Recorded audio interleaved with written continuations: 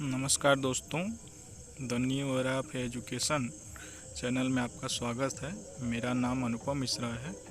जैसा कि मैंने आपसे कहा था कि कम्युनिकेशन का पार्ट 2 वीडियो आपको जल्द ही मिल जाएगा। तो ये पार्ट 2 वीडियो जो हमारा है वो संप्रेषण के उद्देश्य और उसके महत्व के संबंध में है।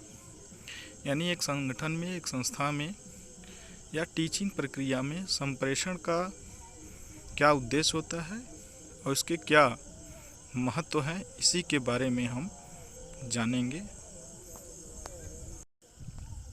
नमस्कार दोस्तों, तब आइए देखते हैं संप्रेषण का एक संगठन में या एक टीचिंग प्रक्रिया में उसके क्या उद्देश्य हो सकते हैं। इसके पहले जो उद्देश्य है वो है आदेशों और निर्देशों, निर्णयों को सभी संबंधित व्यक्तियों को सही तथा स्पष्ट पहुंचाना।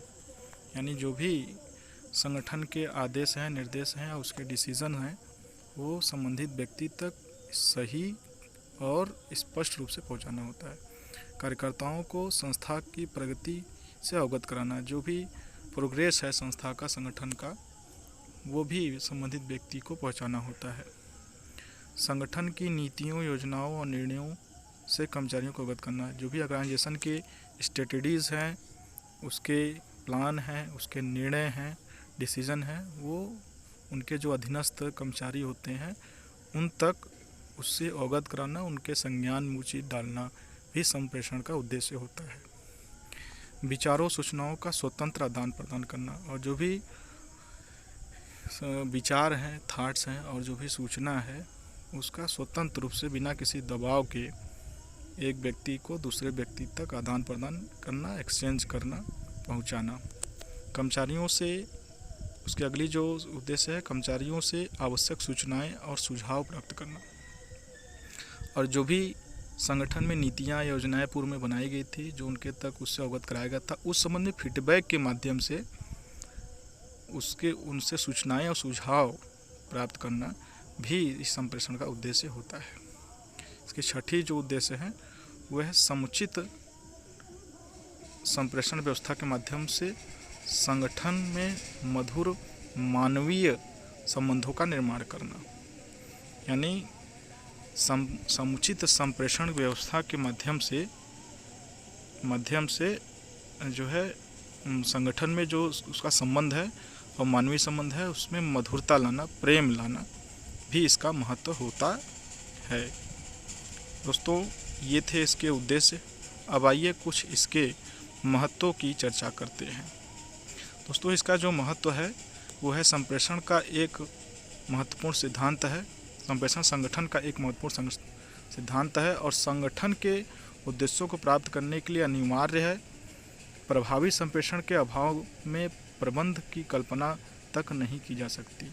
इसका तात्पर्य यह है दोस्तों कि संप्रेषण संगठन का एक महत्वपूर्ण सिद्धांत है। किसी भी संगठन में संप्रेषण होना बहुत अनिवार्य है और प्रभावी संप्रेषण के अभाव में प्रबंध की कल्पना तक नहीं की जा सकती। यानी जब भी हमारा प्रभावी संप्रेषण नहीं होगा उसकी कल्पना तक हम नहीं कर सकते हैं। इस संबंध में महत्व को स्वीकारते हुए थियो हेमन ने कहा कि सभी प्रबंधकीय कार्यों की सफलता सफल संप्रेषण पर निर्भर है। पीटर्स महोदय ने कहा, अच्छा संप्रेषण सुदृढ़ प्रबंध की नींव है। पीटरसन और फ्लोमैन के अनुसार उन्होंने कहा कि संप्रेषण प्रबंध का एक आवश्यक कार्य है। उन्होंने उसको नीड्स बता दिया, उसका आवश्यक कार्य बता दिया। एल्विन डार्ट लिखते हैं कि संचार प्रबंध की मुख्य समस्या है। उन्होंने जो उसमें बाधाएं आती हैं संचार में, उसके बारे में इन्होंने बताया कि जो है संचार की एक मुख्य इसकी समस्या भी है। तो ये था दोस्तों संप्रेषण का कुछ महत्व, और आगे हम इसको और लोगों के भी माध्यम से जानने का प्रयास करेंगे कि संप्रेषण का क्या महत्व है। जॉर्ज आर टेरी लिखते हैं कि संप्रेषण उस चिकने तेल यानी लुब्रिकेटिंग ऑयल का कार्य करता है जिसमें प्रबंध प्रक्रिया सुगम हो जाती है। जैसे मान लीजिए हमारे कोई पुराने कल पुर्जे हैं और वो बहुत ही जाम चलते हैं या उसको चलाने में बहुत कठिनाई होती है, तो हम लोग क्या करते हैं उसमें थोड़ा सा कोई ऑयल डाल देते हैं जिससे वो सरल हो जाता है। तो एक संप्रेषण प्रक्रिया में भी वो एक चिकने तेल के समान भी कार्य करता है एक संगठन में। ये इनकी धारणा थी जॉर्ज टेरी की। कीथ डेविस के अनुसार एक व्यवसाय के लिए संप्रेषण का उतना ही महत्व है जितना कि एक व्यक्ति के लिए रक्त धारा, यानी जैसे कि जो बॉडी सर्कुलेशन का जितना महत्व, बॉडी में ब्लड सर्कुलेशन का जितना महत्व होता है हमारे शरीर में, उतना ही एक संगठन या संस्था में या टीचिंग प्रक्रिया में संप्रेषण का महत्व होता है। आधुनिक संगठनों में संप्रेषण का महत्व इस प्रकार जाना जा सकता है। कुछ हम पॉइंटों में भी इसकी चर्चा करेंगे कि संप्रेषण का क्या महत्व है। 5, 7, 8, 9, 10 पॉइंट होंगे, इन्हीं के अंतर्गत हम इसको चर्चा करेंगे कि इसकी क्या महत्व है। तो आइए, पहला महत्व हम जानते हैं। संप्रेषण योजना के निर्माण एवं उसके क्रियान्वयन दोनों के लिए अनिवार्य है। अनेक प्रकार के सूचनाएं, तथ्य, आंकड़े इसी के माध्यम से प्राप्त होते हैं। ठीक है। दूसरी जो इसकी महत्व है, संप्रेषण के कारण संगठन में गतिशील तथा जीवंत वातावरण बना रहता है। यानी संप्रेषण के कारण संगठन में एक गतिशीलता मिलती है और उसका वातावरण जो है वो जीव की स्थिति में बना रहता है। और जीव जब तक संप्रेषण का जीवन काल है तब तक उसमें उसका वातावरण बना रहता है। चेस्टर आई बर्नार्ड के शब्दों में संप्रेषण की एक सुनिश्चित प्रणाली की आवश्यकता संगठनकर्ता का प्रथम कार्य है।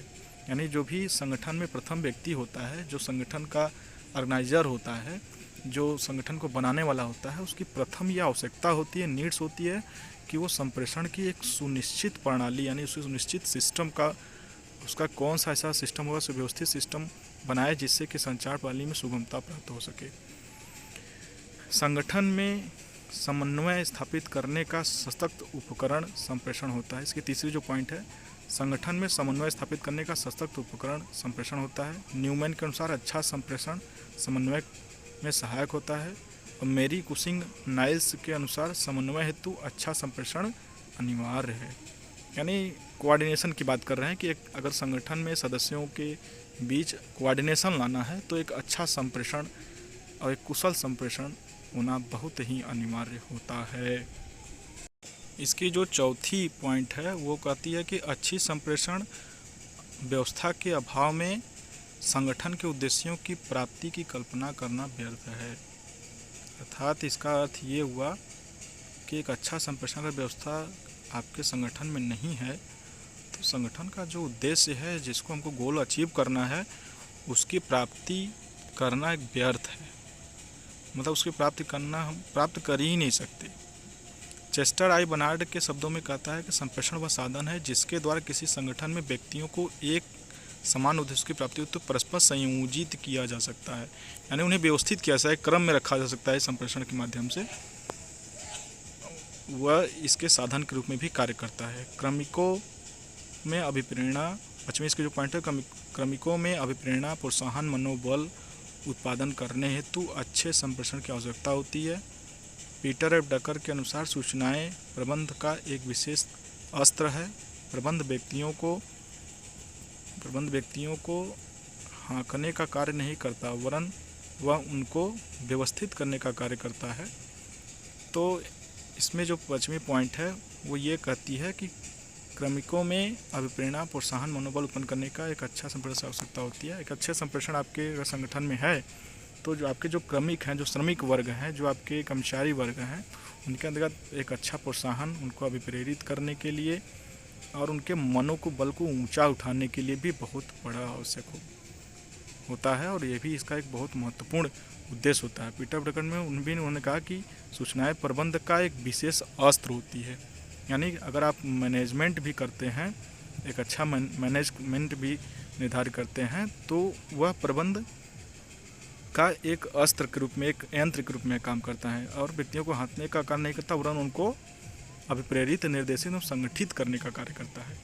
उनको निर्देशित करता है, उनको अभिप्रेरित करता है और उनके अंदर एक तालमेल की भावना यानी आपसी सहयोग की भावना का विकास करता है। अगर अच्छा संप्रेषण हो, उन्हें संगठित करता है।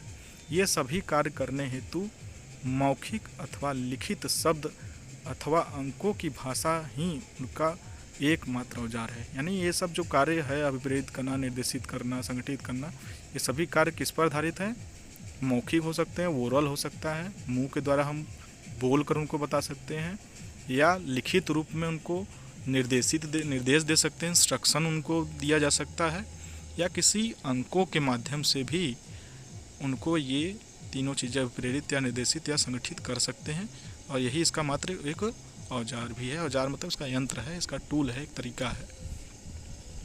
संगठन, छठवां पॉइंट है संगठन कार्यकुशलता, प्रभावशीलता, संगठनात्मक विकास, सुधार एवं नवाचार हेतु संप्रेषण की आवश्यकता होती है। संगठन में देखिए कार्यकुशलता, एफिशिएंसी लाने के लिए और इफेक्टिविटी रखने के लिए और संगठन का विकास करने के लिए और उसमें जो सुधार और कुछ नवीन चीज़ों को लाने के लिए भी जो है संप्रेषण बहुत ज़्यादा आवश्यक होती है। इसके सातवें जो पॉइंट है, सही समय पर सही निर्णय लेने हेतु पर्याप्त तथ्यों और आंकड़ों की आवश्यकता होती है और यह कार्य भी प्रभावी संप्रेषण प्रणाली द्वारा होता है। ये देखिए इसके सबसे महत्वपूर्ण उद्देश्य है कि किसी भी संगठन में एक प्रभावी संप्रेषण के द्वारा जो है जो एक आंकड़ों को जुटाया जाता है और सही निर्णय लिया जाता है। ये भी संप्रेषण का एक बहुत महत्वपूर्ण उद्देश्य है और उसका महत्व भी है। यानी जो भी हम आंकड़े एकत्रित करते हैं वो संप्रेषण के द्वारा ही होता है। इसकी जो अगली पॉइंट है वो है एक अच्छी संप्रेषण व्यवस्था के माध्यम से प्रभावी नियंत्रण संभव हो पाता है। जैसे अगर आपके संगठन में एक अच्छी संप्रेषण व्यवस्था है तो उसके माध्यम से भी जो आप लोगों पर नियंत्रण पाते हैं, कंट्रोल पाते हैं। आपकी वाणी, जैसे हम कह सकते हैं कि अगर आप सीनियर व्यक्ति हैं अपने संगठन में तो आपके वाणी में मधुरता होनी चाहिए जिससे आप अपने क्रमिकों पर, अपने अधीनस्थों पर नियंत्रण पा सकते हैं।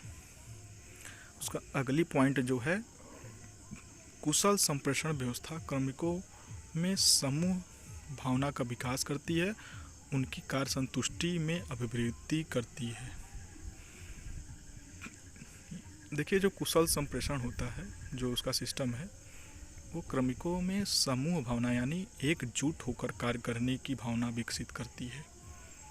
अगर जैसे 10 ठो क्रमिक आपके संगठन में हैं तो उनके अंदर जो है अच्छे संप्रेषण के नाते उनकी वाणी, वचन, उनका जो कम्युनिकेशन है, क्षमता है, वो अच्छा होने के नाते उनके अंतर्गत समूह की भावना का विकास होता है, एक दल में रहकर कार्य करने की भावना का विकास होता है और ऐसे उनकी संतुष्टि में भी, जो उनका सेटिस्फेक्शन है, उसमें भी ग्रोथ होता है और वो काफ़ी संतुष्ट होते हैं और अच्छे से कार्य करते हैं। तो ये तो रहे कुल 9 पॉइंट महत्व के, और इसको हम संक्षेप में कह सकते हैं कि लास्ट में दिया है। इस प्रकार संप्रेषण की महत्ता को स्पष्ट करते हुए थियो हैमन जो विद्वान थे, उन्होंने लिखा कि प्रबंधकीय कार्यों की सफलता कुशल संप्रेषण की प्रणाली पर आधारित है।